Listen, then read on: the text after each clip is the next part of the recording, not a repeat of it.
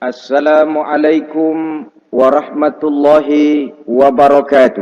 Waalaikumsalam warahmatullahi wabarakatuh. Bismillahirrahmanirrahim. Alhamdulillahi rabbil alamin. Wassalatu wassalamu ala ashrafil anbiya'i wal mursalin, imamil muttaqin, sayyidil ghurril muhajjalin, sayyidina wa maulana Muhammadin wa ala alihi wa ashabihil mujahidin at-tahirin limin rahimakumullah. Kejadian dan keberadaan kita dalam kehidupan di dunia ini merupakan kejadian dan keberadaan yang terima jadi atau terima beres. Artinya, tidak seorang pun di antara kita yang dahulunya pernah mesen untuk punya potongan seperti yang sekarang ini, punya warna kulit seperti yang sekarang ini, punya bahasa seperti yang sekarang ini. Seluruhnya kita terima jadi. Oleh karena kita terima jadi, maka Allah tidak menilai manusia dari rupa dan potongannya, tidak juga dari harta bendanya. Bersabda Nabi kita, "Innallaha la yanzuru ila suwarikum wa amwalikum, walakin yanzuru ila qulubikum wa a'malikum." Sesungguhnya Allah Subhanahu wa taala tidak melihat potonganmu, tidak melihat harta bendamu, tetapi yang dilihat dan dinilai oleh Allah Subhanahu wa taala tidak lain adalah hati dan amal perbuatanmu. Kenapa rupa paras yang cantik tidak dijadikan penilaian utama oleh agama? Pertama, karena yang namanya cantik adalah relatif. Tergantung siapa yang memandang. Yang menurut saya cantik, menurut saudara belum tentu cantik. Dan yang menurut saudara cantik, menurut saya mungkin jelek, enggak ketulungan. Oleh karenanya, di kalangan para ahli cinta ada perbedaan pendapat.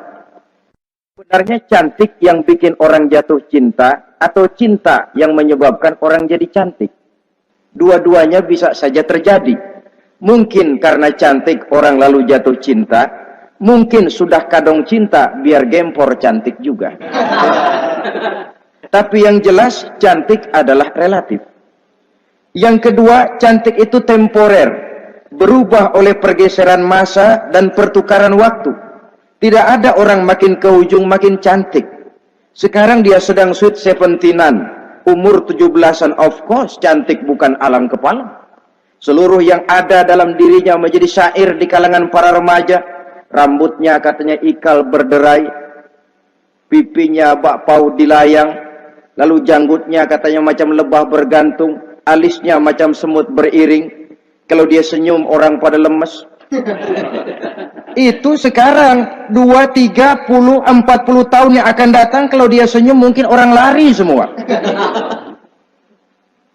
Cantik itu temporer. Dan yang ketiga, di atas langit masih ada langit lagi. Di atas yang kita anggap cantik, rupanya masih ada yang lebih cantik lagi. Oleh karena itu, penilaian inti dari agama bukan soal potongan, bukan soal harta benda, tapi hati dan amal perbuatan.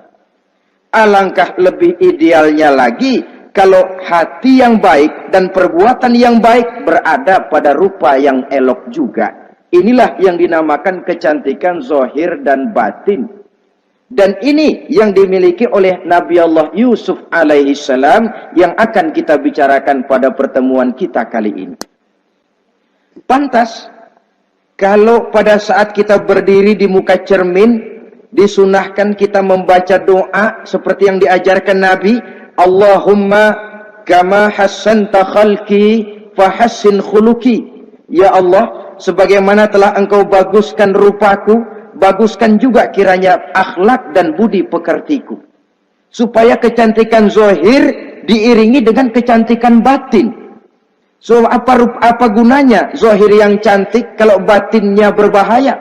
Itu yang orang bilang, apa guna katanya berkain batik kalau tidak dengan kebaya? Apa guna berparas cantik kalau melulu bawa bahaya? Saudara-saudara yang saya hormati, Nabi Yusuf alaihi salam diberikan oleh Allah ketampanan zahir dan batin. Artinya, zahirnya beliau memang tampan, batinnya pun memang beliau adalah baik. Dan inilah kebaikan yang berlipat ganda. Kadang-kadang ada orang yang tampangnya sederhana saja, tapi batinnya baik. Itu lebih baik ketimbang yang zahir dan penampilannya baik, tapi batinnya rusak. Maka kebaikan yang dianugerahkan Allah dalam kehidupan ini, sesungguhnya bukan untuk to show only.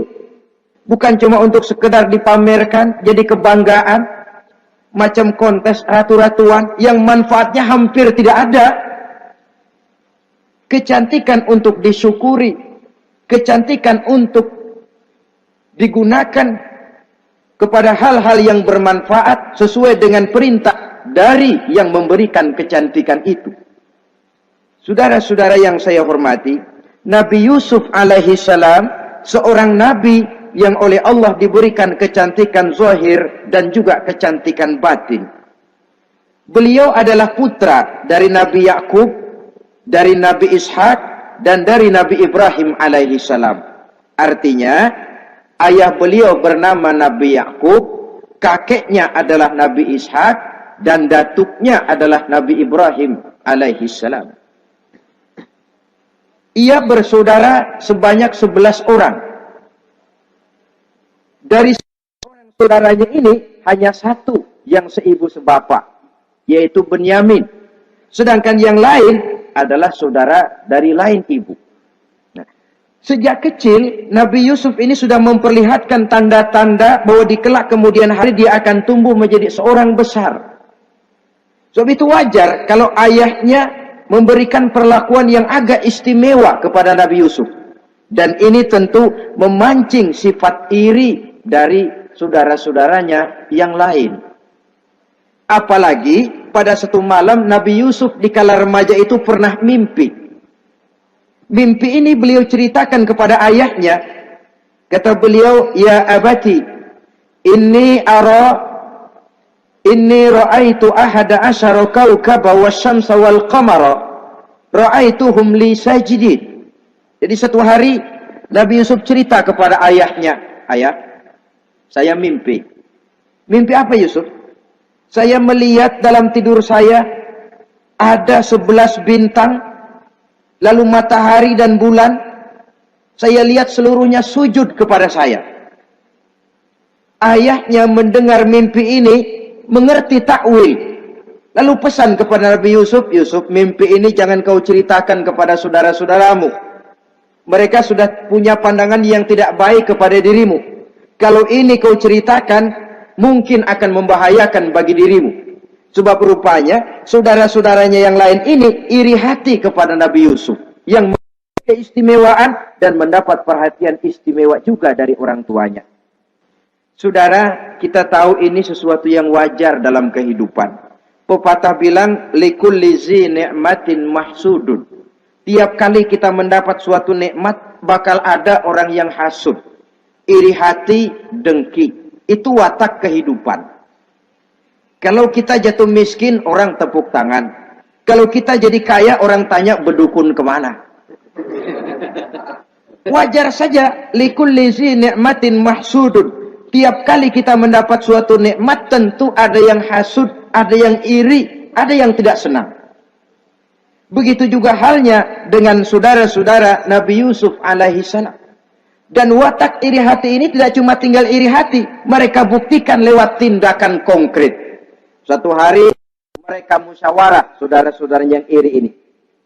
Saudara-saudara, bapak kita enggak adil. Masa Yusuf mendapat perlakuan istimewa? Wa nahnu usbah, sedangkan kita ini golongan yang lebih besar. Dari 12 orang anaknya, masa cuma satu Yusuf yang mendapat perlakuan lebih istimewa? Kita ini yang 11 dianggap angin apa? Enggak adil abah kita ini. Iya, tapi caranya bagaimana? Apa kita omelin bapak? Jangan.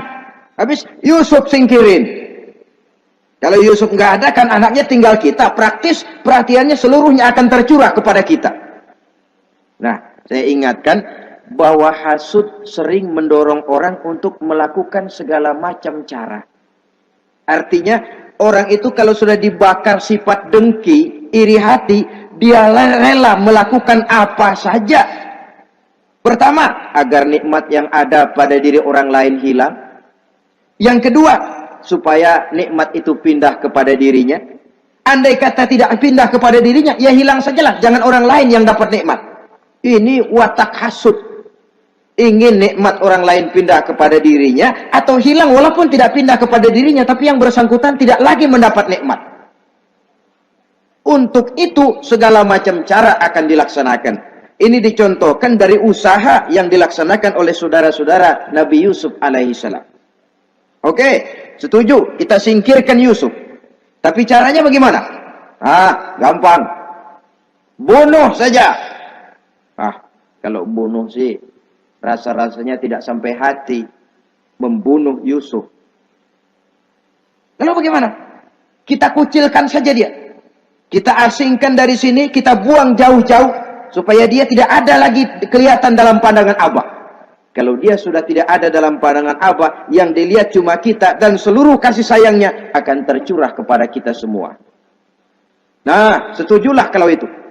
Caranya nanti kita atur belakangan. Jadi satu hari permisilah saudara-saudaranya ini kepada Nabi Yakub. Abah, kami permisi mau pergi main-main dan Yusuf akan kami ajak. Kata Nabi Yakub, saya khawatir. Nabi Yakub sudah melihat gelagat yang tidak baik, sudah ada semacam firasat. Saya khawatir kalau Yusuf kau bawa, nanti dia akan kena celaka atau dimakan oleh serigala, sedangkan kamu nanti akan lalai. Kata anak-anak yang lain, percaya dah Pak, saya akan jaga. Saya kan saudaranya, masa tega membiarkan Yusuf celaka atau dimakan serigala. Pokoknya aman, sip dah.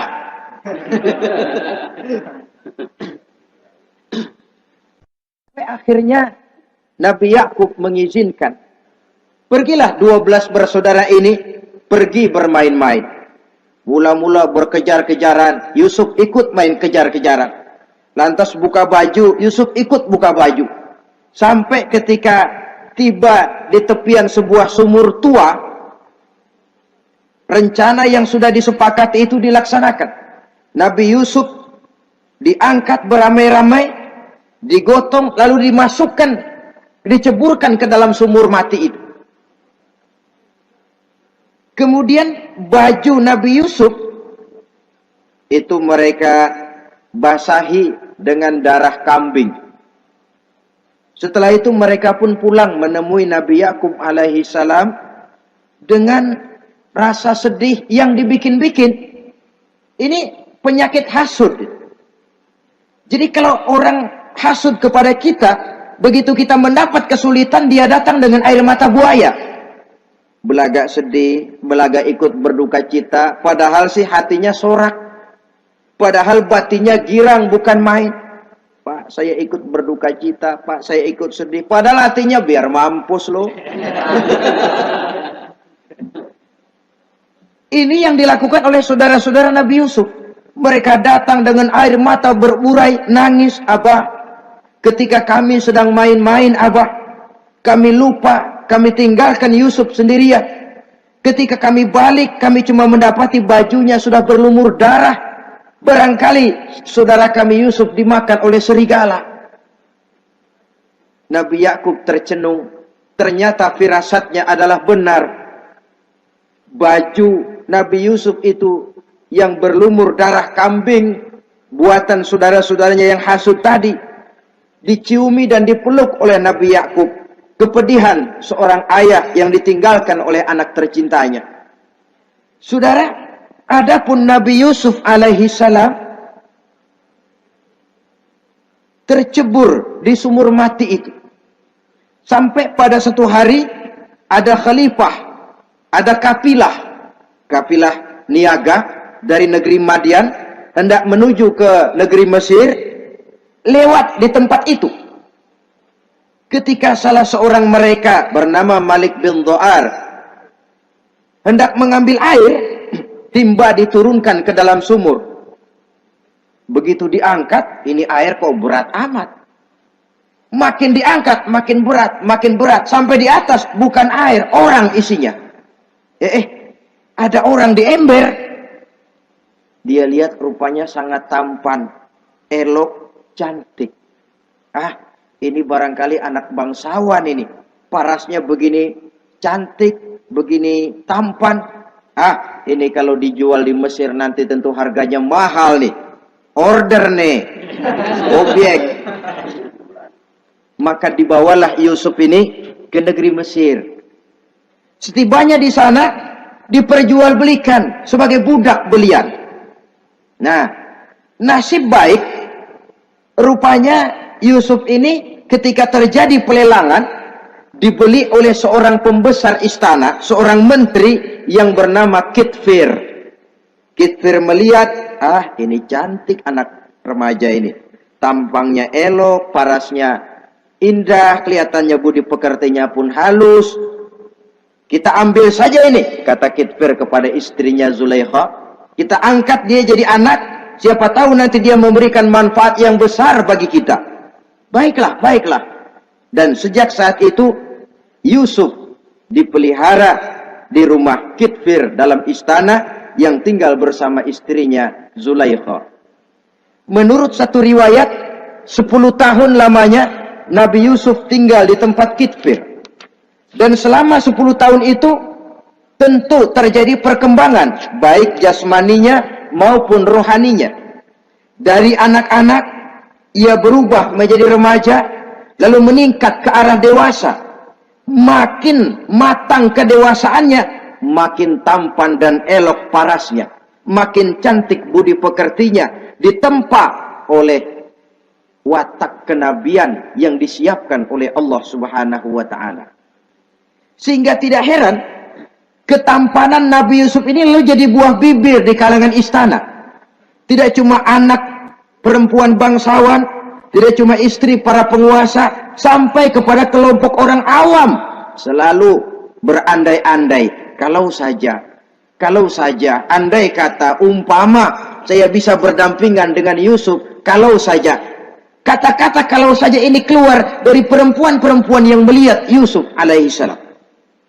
Dan yang unik, kecantikan Nabi Yusuf itu, kalau dia berdampingan dengan orang yang jelek, si jelek ini ikut sedikit cantik. Biasanya kan kalau ada orang ganteng, duduk berdampingan sama orang jelek, makin kelihatan kegantengannya, yang jelek makin demek. Itu biasanya. Tapi kecantikan Nabi Yusuf ini tidak mengangkat orang lain. Nah, rupanya yang tertarik kepada ketampanan Nabi Yusuf ini tidak cuma perempuan-perempuan lain, juga termasuk Siti Zulaikha, istri daripada Kitfir, yang merupakan ibu angkatnya. Kalau pada mulanya Zulaikha merawat Nabi Yusuf sejak kecil dengan harapan nanti akan membawa manfaat. Setelah dilihatnya makin lama makin tampan, makin lama makin cantik, makin lama makin rupawan. Berubah rupanya rasa kasih sayang seorang ibu menjadi kasih sayang seorang perempuan kepada laki-laki. Dia merindukan saat-saat di mana dia bisa mencurahkan rasa hatinya itu kepada Nabi Yusuf alaihi salam. Hampir-hampir nyaris Zulaikha ini, kalau istilah anak muda barangkali, siang jadi kenangan, malam jadi impian. Kemanapun dia pergi, bayangan Yusuf juga yang selalu menggodanya. Selalu ditunggunya saat-saat yang mungkin untuk dia bisa menyampaikan hasrat hatinya kepada Nabi Yusuf alaihi salam. Dan saat itu pun datang. Satu hari Kitfir harus menghadiri persidangan negara. Rumah besarnya lenggang, para pembantu kebetulan tidak seorang pun ada di dalam. Inilah saat yang ditunggu-tunggu oleh Zulaikha. Keluarlah ia dari kamarnya dengan pakaian yang tipis sewarna dengan warna kulitnya, sehingga pakaian dalamnya nyaris tembus. Dengan langkah yang diatur sedemikian rupa, memancing rangsangan, ia datang menghampiri Yusuf alaihi salam. Lalu dengan suara lemas memelas, ia pun memanggil Yusuf. Ada apa tuanku? Sini yang. Kalau bahasa kita. Melihat mendengar suaranya yang lain dari hari-hari biasa. Apalagi melihat pakaian Zulaikha yang begitu tipis. Nabi Yusuf berdetak sangat cepat. Darah mengalir dengan cepat. Maklum, beliau juga manusia, laki-laki, normal terlepas dari kenabiannya.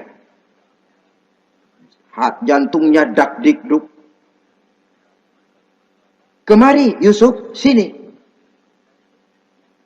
Ada apa tuanku? Sudah lama Yusuf. Lama apa tuanku? Saya memendam rindu kepadamu Yusuf. Siang malam engkau juga yang jadi tumpuan harapan saya. Kemanapun saya pergi seakan wajahmu juga yang saya lihat Yusuf. Tidur saya jadi tak nyenyak. Makan saya tak pernah membawa kekenyangan Yusuf. Tidur yang biasanya mendatangkan semangat seolah semuanya pergi meninggalkan saya Yusuf. Hembusan sepoi pagi mengusap bunga merekah dalam taman yang biasanya membawa keindahan, semuanya telah berganti dengan keindahan wajahmu Yusuf. Sinilah sebentar, penuhi hasrat hati saya. Saya segan tuanku. Segan kenapa Yusuf? Saya tidak mau mengkhianati tuan saya yang telah berbuat baik kepada saya. Apakah saya juga tidak pernah berbuat baik kepadamu? Benar, Tuhan juga berbuat baik kepada saya. Tapi pantang saya mengkhianati majikan saya. Yusuf, sekarang kesempatan yang baik. Kitfir, suami saya, sedang menghadiri persidangan penting di negara, di istana, dan rasanya akan lama dia baru kembali. Sementara para pembantu kita tidak ada di sini. Saya malu tuanku, saya segan. Malu kepada siapa? Tidak ada yang tahu, tidak ada yang lihat. Allah. Saya takut, saya malu kepada Allah tuanku. Padahal kalau menurut ukuran hati, Quran menjelaskan walaqad hammat bihi wa hamma biha. Sebenarnya Zulaikha cinta kepada Yusuf, Yusuf pun senang kepada Zulaikha. Itu iblis sibuk bukan main memasang jerat, pasang besi berani biar pada nyetrum.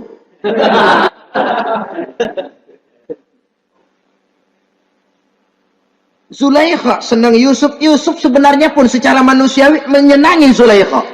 Walaula an ra'a burhana rabbih. Tapi Yusuf ketika itu melihat larangan Allah, peringatan Allah. Seolah-olah dia lihat Allah mengatakan, Yusuf, ini letter S. Dilarang parkir di sini. Menurut satu riwayat, Nabi Yusuf melihat ayahnya, Nabi Yakub, melambai-lambaikan tangan, menyetok. Seolah-olah melarang dia meneruskan langkahnya. Riwayat lain menjelaskan, seolah-olah Nabi Yusuf dibisiki oleh malaikat Jibril. Yusuf, kalau kamu kalah sekarang, kamu sama saja gajah kemasukan semut di kupingnya terus mati. Tapi kalau kamu menang, kamu adalah gajah yang tidak terkalahkan. Ada semut mati oleh, ada gajah mati oleh semut. Alangkah memalukan. Binatang yang begitu besar jatuh hanya oleh binatang yang begitu kecil. Artinya apa? Kau akan jadi orang besar Yusuf. Apakah harus gagal dan jatuh cuma karena bujuk rayu seorang perempuan macam ini? Satu riwayat menjelaskan semacam itu. Sehingga mantap Yusuf, maaf tuanku, saya malu kepada manusia. Saya malu kepada majikan, tapi saya lebih malu lagi kepada Allah. Saat ini majikan tidak tahu, orang seorang pun tidak ada yang lihat, tapi Allah pasti lihat. Itu yang saya malu. Ah Yusuf, jangan sok kalem. Mumpung situasi mengizinkan, mubazir nih. Zulaikha pun berangkat pergi ke tempat pembaringan, ke tempat tidur.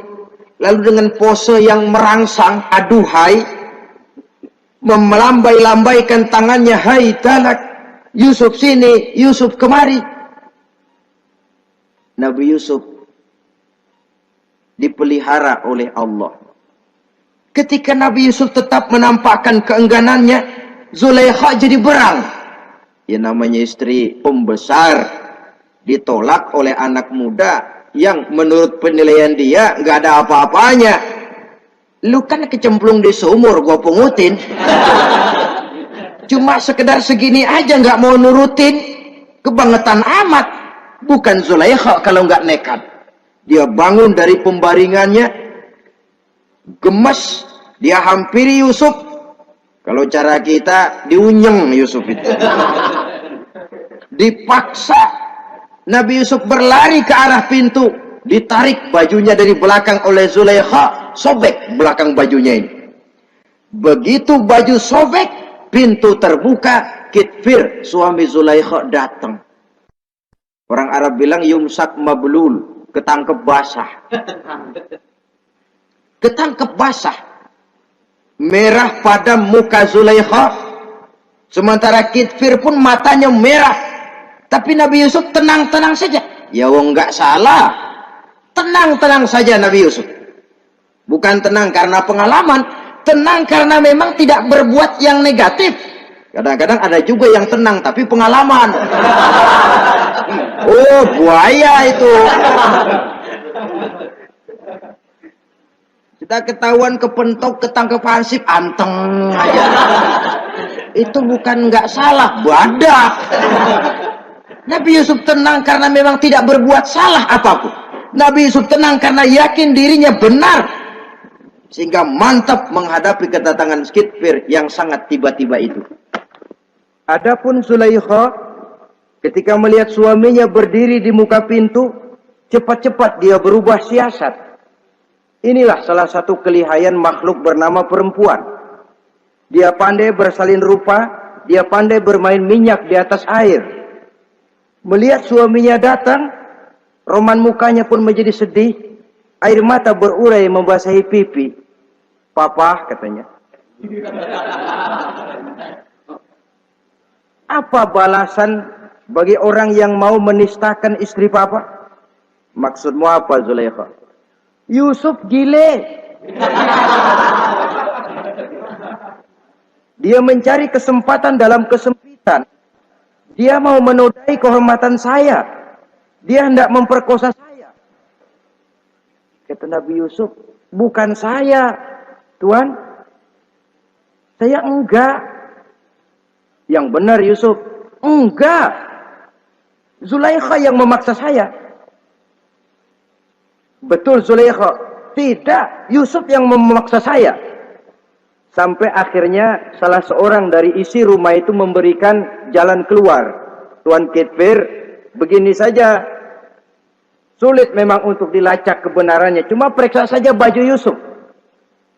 Kalau bajunya sobek di belakang, Yusuf benar, Zulaikha salah.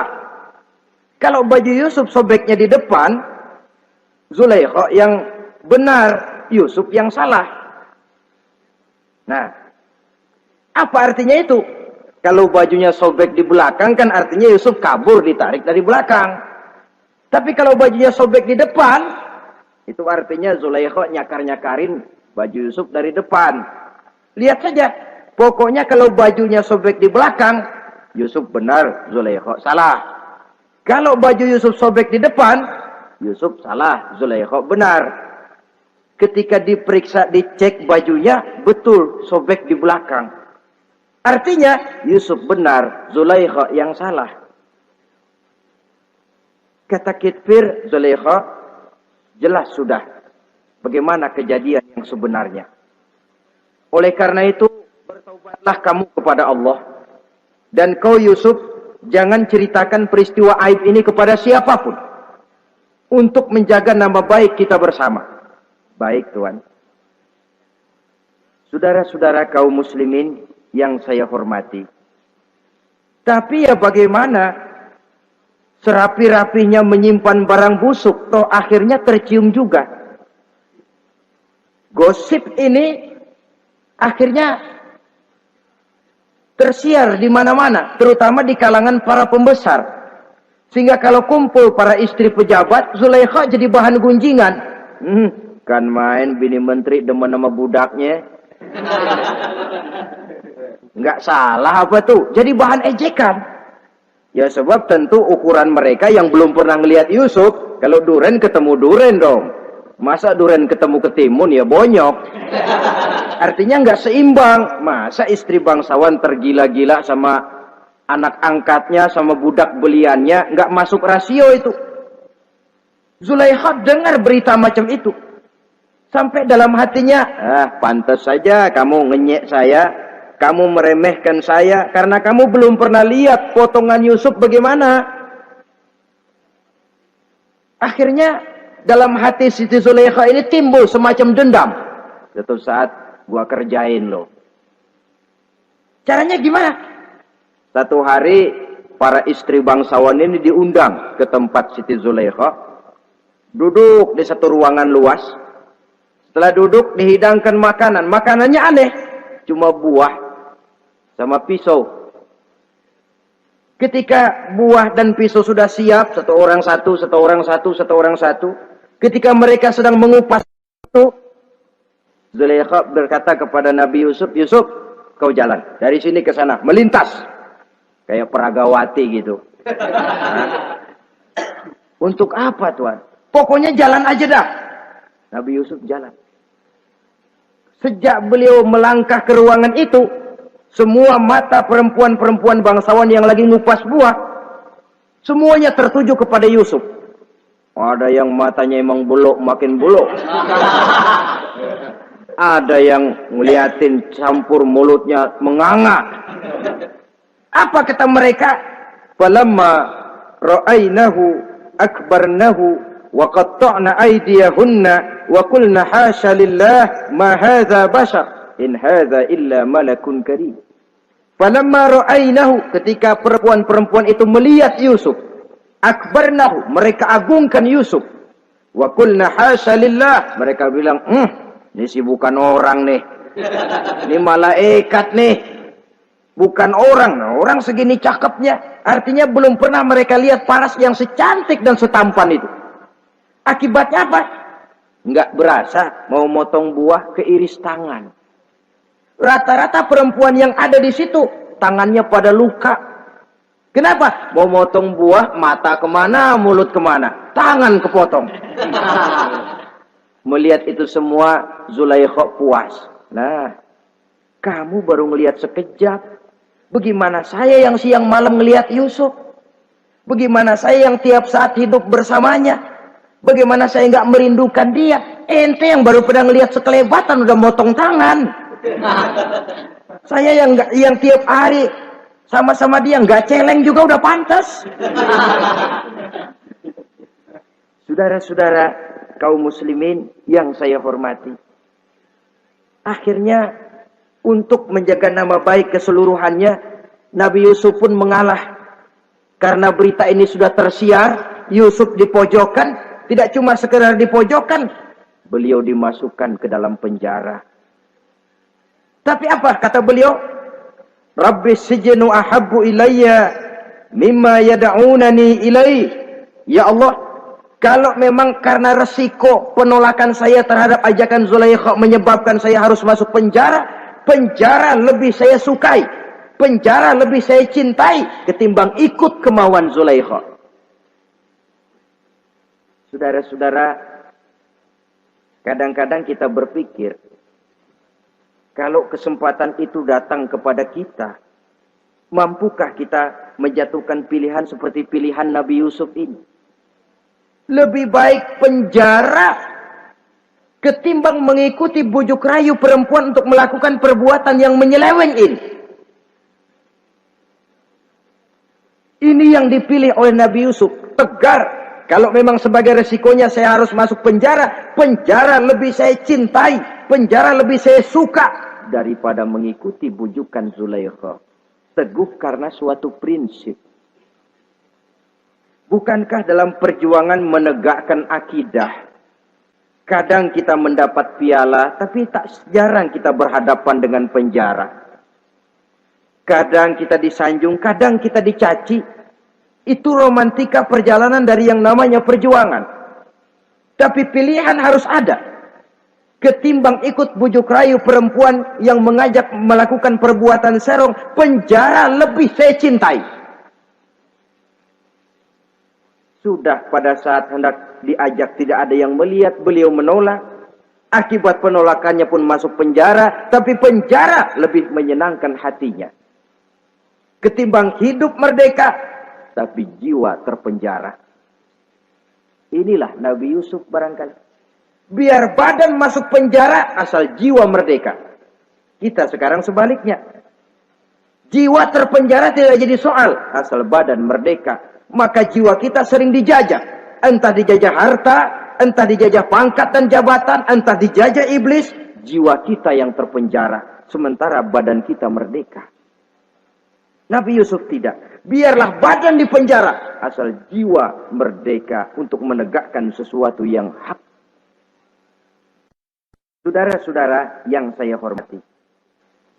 Adapun di dalam penjara itu, Nabi Yusuf satu sel dengan 2 orang bekas pelayan istana yang dituduh menaruh racun ke dalam hidangan yang hendak disajikan kepada raja. Yang satu tukang ngatur minuman, yang satu tukang ngatur makanan untuk raja. Siapa yang naruh racun enggak jelas, tapi dua-duanya ditahan. Nah, sampai satu malam teman satu sel ini dua-duanya ngobrol kepada Nabi Yusuf. Yusuf, kami ini dipenjara karena dituduh menaruh racun ke dalam hidangan yang dihidangkan kepada baginda raja. Siapa yang salah, kami sendiri tidak tahu. Saya enggak ngerasa naruh racun, kata yang tukang ngatur minum. Saya juga enggak, kata yang tukang ngatur makan. Sampai satu malam, mimpi. Mimpi itu diceritakan kepada Nabi Yusuf. Kata yang tukang ngatur minuman, Yusuf, saya mimpi. Saya memeras anggur, lalu menghidangkannya kepada baginda raja. Apa arti mimpi saya? Kata yang tukang ngidangin makanan, kalau saya Yusuf, saya ngimpi menjunjung roti di atas kepala saya, itu roti dipatokin burung. Apa arti mimpi saya? Saudara-saudara, Nabi Yusuf tersenyum. Adapun kamu yang mimpi memerah anggur, kamu akan keluar dari penjara bebas dan akan kerja lagi di istana. Adapun kamu yang mimpi menjunjung roti dipatokin burung, kamu akan dihukum mati, disalib dan kepalamu akan dipatokin oleh burung. Ini tukang roti ngotot, bisa aja lu ah. Ya lempengan apes ramalannya. Ya bukan soal bisa nggak bisa, lihat aja kenyataannya. Cuma kepada kamu yang tukang ngatur minuman, saya pesan kalau nanti kamu bebas kembali di istana raja, tolong ceritakan ihwal saya kepada baginda raja ini. Saya mendekam di penjara ini tanpa berbuat salah apapun. Baik, insya Allah Yusuf. Dan ketika persidangan memutuskan seperti tepat yang diramalkan Nabi Yusuf, si tukang menghidangkan makanan dihukum mati, si tukang menghidangkan minuman kembali kerja di istana. Tapi begitu kerja, dia lupa sama pesan Nabi Yusuf. Itu biasanya watak orang memang begitu. Kalau dalam keadaan kepepet, macam-macam janjinya. Begitu keadaannya longgar, lupa sama janjinya. Sehingga ada pepatah katanya, nolongin anjing kejepit. Waktu kejepit, kaing-kaing minta ditolongin. Begitu udah rapi ditolongin, yang nolongin bisa digigit. Saudara hadirin yang saya hormati, sampai bertahun-tahun Nabi Yusuf mendekam dalam penjara. Tapi itulah yang menambah kedewasaannya. Maka orang beriman ya, yang mantap nilai imannya, tempat tidak jadi soal. Kadang-kadang dia merasakan penjara lebih indah dari alam terbuka. Banyak orang-orang beriman yang justru di penjara menghasilkan karya-karya besar. Kita tahu misalnya almarhum Hamka justru di penjara bisa menyelesaikan tafsir Al-Azharnya. Salah satu karya besar pujangga terkemuka ini. Macam Hasan Al-Banna, Abdul Qadir Audah, dan banyak lagi tokoh-tokoh Ikhwanul Muslimin merasakan justru penjara itu bagaikan sorga. Kenapa? Mereka yakin di penjara untuk sesuatu yang benar. Maka tempat tidak pernah jadi masalah. Kalau jiwa merdeka puluhan tahun mendekam di penjara, tidak akan merupakan satu rasa yang lama. Kenapa? Jiwa tidak bisa dibatasi oleh ruangan 2 kali 3 meter. Jiwa yang merdeka tidak bisa dibatasi dengan teralis besi. Jiwa yang merdeka tidak bisa dibatasi dengan dinding tembok yang tebal. Jiwa yang merdeka mengembara, melanglang buana, mencari idealisme yang ada dalam dirinya. Itu yang dirasakan oleh Nabi Yusuf alaihi salam. Untungnya, satu malam raja ngimpi. Untungnya ini. Ngimpinya luar biasa. Ada 7 ekor lembu gemuk-gemuk. Makanin 7 ekor lembu yang kurus-kurus. Lalu ada 7 batang gandum yang isinya gemuk-gemuk. Ada 7 batang gandum yang sudah layu-layu. Nah, pagi-pagi ini seluruh dukun-dukun istana dikumpulin. Para ahli nujum apel menghadap baginda raja. Nujum, dukun, ada apa Tuan Raja? Tadi malam saya ngimpi. Ada 7 ekor lembu gemuk-gemuk memakan 7 ekor lembu yang kurus-kurus. Coba takwilkan apa arti mimpi saya itu. Dukun kata, baru tumben nih. Aku dengar mimpi begini. Kata Nujum ditanya Nujum godek. Ah, Tuan Raja itu mah kembang tidur aja kali ah. Tidak seorang pun yang mampu mentakwilkan arti mimpi baginda. Sampai tukang minuman dengar lapor. Tuan Raja, ada apa, Mas? Saya waktu di penjara, ada seorang anak muda namanya Yusuf. Dia mentakwilkan mimpi saya dan pas seperti takwilnya. Ah, panggil Yusuf. Dipanggil Yusuf. Dibukain pintu penjara, masuk tukang anggur, tukang minuman ini. Yusuf, ente, iya. Kemana aja? Itu dia Yusuf, kelupaan. Iya, kalau kelupaan sehari 2 hari barangkali bisa ditolerir. Kelupaan bisa tahunan. Cuma begitu dengar ada mimpi, pikir tukang minuman. Ah, kali aja ini Yusuf bisa takwilkan, kan jasa saya nemuin Raja sama Yusuf kan. Komisi lumayan. Begini Yusuf, baginda raja mimpi begini-begini. Barangkali kau bisa takwilkan, kau dipanggil menghadap Tuan Raja. Berangkatlah Yusuf menghadap Tuan Raja. Sesampainya di sana, mohon maaf Tuan Raja. Menurut takwil saya, arti mimpi Tuan Raja itu akan datang satu masa di mana 7 tahun lamanya negara ini subur, makmur, aman, tentram, gemah, repah, loh jenawi, toto tentrem kertora harjo. Tapi akan datang setelah itu 7 tahun lamanya di mana musim kemarau membahana, tanah menjadi kering gagal, rakyat diancam kelaparan. Dan kita harus siap-siap untuk itu. Itu takwil mimpi Tuhan. Caranya bagaimana Yusuf mengatasi krisis kelaparan ini? Ya kita bikinlah gudang-gudang untuk menyimpan makanan. Kalau lagi panen jangan mumpung. Ingat pada satu saat kita akan paceklik. Sehingga kata orang-orang tua dulu, kalau lagi sehat, ingat dong bakalan sakit. Kalau lagi kaya, ingat dong bakalan miskin. Semuanya itu milik daripada kehidupan. Tidak ada orang yang ketawa terus dalam hidup. Tidak ada orang yang nangis terus. Semuanya silih berganti, datang pergi, patah tumbuh, hilang berganti. Dunia hari ini bikin kita ketawa, besok dia buat kita menangis. Hari ini dibuatnya kita senyum, besok dibuatnya kita berurai air mata. Hari ini dijadikannya kita kaya, besok dijadikannya kita kere. Pantas kalau orang bilang, wamal hayatud dunya, Allah mengatakan wamal hayatud dunya illa lahun wala'ib. Hidup dunia ini cuma sandiwara. Tiap kita sekarang sedang memegang peranan. Ketika memegang peranan, ya jadi orang kaya peranan, jadi kiai peranan, jadi jenderal peranan. Sama saja dengan wayang golek. Gatot Kaca yang bertulang kawat berotot baja, punya ajian beraja musti, gagah perkasa, bisa terbang di angkasa.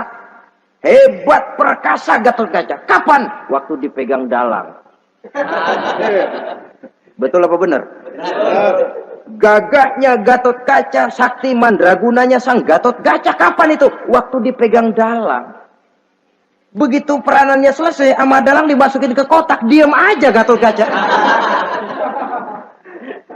Terbang kek? Enggak, diam aja. Begitulah kehidupan ini. Gagah kita menyandang bintang 4 di pundak. Gagah kita membawa harta yang banyak. Gagah kita membawa jabatan ini dan itu. Waktu oleh sang sutradara dimasukkan ke dalam lubang yang luasnya tidak lebih 1 kali 2 meter. Nggak bekutik. Nggak ada yang lawan. Jenderal yang berbintang 4 dilonjorin, dia yang lihat anteng aja. Habis peranan sudah sampai di situ. So, itu wajar. Kata Nabi Yusuf, kalau lagi panen, ingat pada suatu saat kita akan paceklik. Jangan giliran panen besar. Di daerah-daerah kita lihat, sudah panen pesta pora. Bukan bersyukur kepada Allah. Tapi kegembiraan itu diwujudkan dalam bentuk lain. Tontonan yang membuat lupa diri, bermabuk-mabukan. Sehingga kadang-kadang kalau di daerah itu katanya kalau musim panen, musim kawin. Musim paceklik, musim cerai. Saudara-saudara kaum muslimin yang saya hormati. Karena itu, dalam satu hadis Nabi ingatkan, ta'arraf ilallah firraha ya'rifka fisyiddah. Ingatlah kepada Allah di waktu kamu senang, supaya Allah ingat kepadamu waktu kamu susah.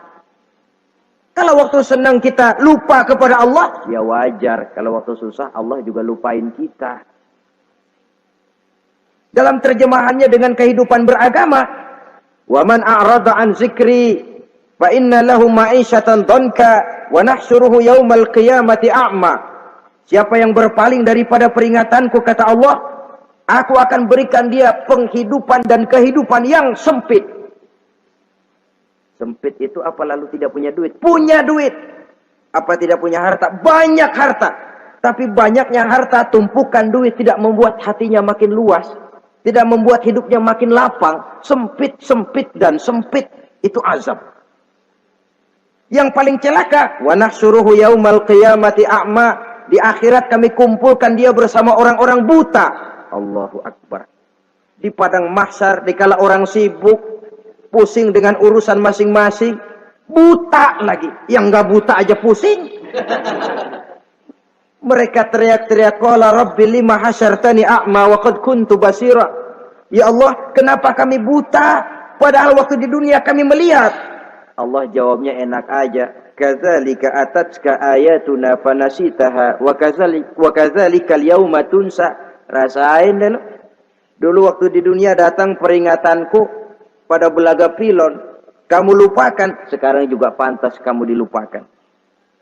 Waktu susah kamu lupa, waktu senang kamu lupa Allah. Waktu susah juga pantas kamu dilupakan Allah. Waktu di dunia kau berpaling dari peringatan Allah. Kalau sekarang Allah berpaling kepadamu juga adil. Walaupun kalau Allah mau tidak berpaling juga adil. Sebab Allah itu mutlak. Tidak ada yang membatasi apa yang dimaui oleh Allah. Saudara-saudara kaum muslimin, itu pesan Nabi Yusuf. Bikin gudang yang besar, simpan bahan makanan untuk persediaan musim kemarau. Kalau begitu sekalian aja deh Yusuf. Sekalian bagaimana Tuan Raja? Kau saya angkat jadi menteri urusan makanan dan urusan kemakmuran. Tuan Raja, apa enggak terburu-buru? Kau bisa mentakwilkan mimpi saya, bahkan kau bisa mencari jalan keluar. Ini sudah sesuatu yang menguntungkan Yusuf. Mencari jalan keluar ini pemikiran yang menteri saya belum bisa berpikir kayak kamu. Sudah, kau pegang jabatan ini. Nabi Yusuf tidak minta, diberikan. Dan memang ada pesan, jangan memberikan jabatan kepada orang yang meminta. Tuh, kalau orang sudah minta, tentu ada pamrih dan ada tendensi. Jangan memberikan jabatan kepada orang yang banyak ngeluarin duit untuk mencapai jabatan itu. Sebab apa? Kalau orang mendapat satu jabatan karena banyak ngeluarin duit, maka pekerjaan pertama yang akan dilakukan setelah mencapai jabatan itu ialah dia akan berpikir bagaimana caranya biar modal gua pulang. Orang jadi gubernur, jadi menteri karena banyak ngeluarin duit, belum dia sempat kerja buat kepentingan rakyatnya, dia lebih dulu akan berpikir bagaimana duit yang saya keluarin supaya pulang. Sisanya kalau ada, barulah untuk kepentingan rakyat, itu pun kalau keburu. Saudara-saudara yang saya hormati, Nabi Yusuf tidak pernah minta jabatan. Raja memberikan jabatan itu. Dan tepat seperti takwil beliau, musim kemarau datang, rakyat dilanda kelaparan, lalu berbondong-bondong ke istana mencari bahan makanan. Yusuf langsung mendrop bahan makanan ini. Alhasil saudara-saudara, bahaya kelaparan ini sampai juga ke daerah tempat di mana Nabi Yakub tinggal. Lalu beliau utus anak-anaknya. Saya dengar di negeri Mesir ada seorang menteri muda yang tampan dan baik hati. Pergilah kau ke sana dan mintalah makanan darinya. Berangkatlah mereka ini. Saudara-saudara, Nabi Yusuf lihat, ini saudara-saudara saya ini yang dulu nyeburin saya ke sungai. Sekarang pada antri minta jatah makanan. Kalau kita lagi di atas lihat orang di bawah kan enak. Yang bawah kelagapan. Kayak orang sedang berkuasa, namanya lagi berkuasa, ngomong apa juga benar. Orang kalau lagi berkuasa kentut bagus masih. Tapi kalau sudah jatuh, jangankan apalagi buang angin, batuk aja diomelin. Miskin batuk melulu lah. Di atas itu, posisi di atas gampang buat move. Andai kata Nabi Yusuf waktu itu mau menteror, membalas saudara-saudaranya, kesempatan emas. Tapi memang hatinya, hati yang mulia, jiwanya jiwa yang besar. Diberinya saudara-saudaranya itu makanan. Tapi dia tidak memperkenalkan diri dan saudaranya pun tidak mengenali kalau itu Yusuf. Kalau kita kan yang enak. Ingat nggak dulu? Saya diceburin ke sumur. Sekarang gantian ya. Ayo baris lo, gue ceburin atu-atu. Nabi Yusuf tidak. Diberinya saudaranya makanan. Lalu pesan. Lain kali kalau kemari lagi mau mengambil makanan, saudaramu yang namanya Benyamin bawa ke sini. Tanpa dia saya nggak mau ngasih makanan lagi. Ya sudah, pulang saudara-saudaranya ini lapor kepada Nabi Yakub. Abah, itu menteri pesan kalau kamu mau ngambil makanan lagi Benyamin harus dibawa. Kalau nggak dibawa kami nggak akan dikasih makanan. Nabi Yakub curiga lagi. Dulu Yusuf hilang. Sekarang nih Benyamin ini saudara sekandung Nabi Yusuf. Kalau yang lain satu bapak lain ibu. Tapi dengan Benyamin ini satu ibu satu bapak. Ini Benyamin mau digituin lagi. Bagaimana? Pokoknya Pak yang dulu-dulu kami udah taubat dah. Sekarang mah bener-bener banget dah nih. Biasanya sekali lancung ke ujian itu, seumur hidup orang nggak percaya. Sampai akhirnya Benyamin pun dibawa ke sana. Saudara-saudara yang saya hormati, terjadilah pertemuan Yusuf dengan Benyamin dan akhirnya saudara-saudaranya ini dijelaskan siapa menteri itu sebenarnya, diminta menjemput Nabi Yakub. Bertemulah Nabi Yusuf dengan ayahnya Nabi Yakub alaihi salam. Adapun Kitfir sudah lama meninggal, Zulaikha pun sudah menjadi janda.